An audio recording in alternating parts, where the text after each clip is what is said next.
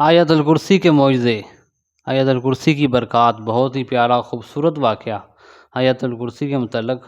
آیت الکرسی ایک خدائی تعالیٰ بھی ہے۔ کسی گاؤں میں ایک بندہ تھا، اس کی بڑی ہی خوبصورت اور اعلیٰ نسلی بھینسیں تھیں۔ اکثر رات کو ایک چور اس کی حویلی میں بھینس چوری کرنے کی نیت سے آتا تھا، یعنی کہ چور ہر روز ہر رات اس کی بھینس چوری کرنے کے ارادے سے آتا تھا، لیکن وہاں پر کچھ نہ دیکھ پاتا، یعنی کہ وہ اندھا ہو جاتا تھا جب اس کی دیوار پھلانگنے لگتا تھا۔ لیکن صبح جب اس کی حویلی میں جاتا تو بھینسیں وہیں موجود ہوتیں۔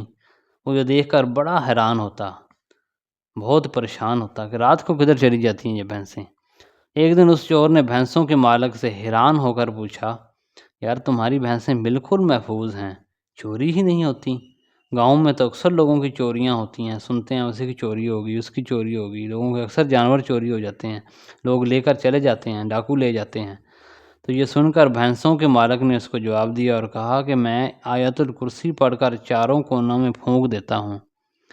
اس آیت الکرسی کے معجزے ہیں، برکات ہیں کہ اسی طرح اگر اپنے مال و اسباب پر آیت الکرسی پڑھ کر پھونک دیں تو دنیا کی اور کوئی بھی چیز، جن ہوں، خواہ کوئی بھی مخلوق ہو، قیمتی چیز کبھی بھی چوری نہ ہوگی۔ لیکن شرط یہ ہے کہ یہ عمل پورے یقین کے ساتھ کیا جائے، کیونکہ عمل یقین کے ساتھ ہو تو اثر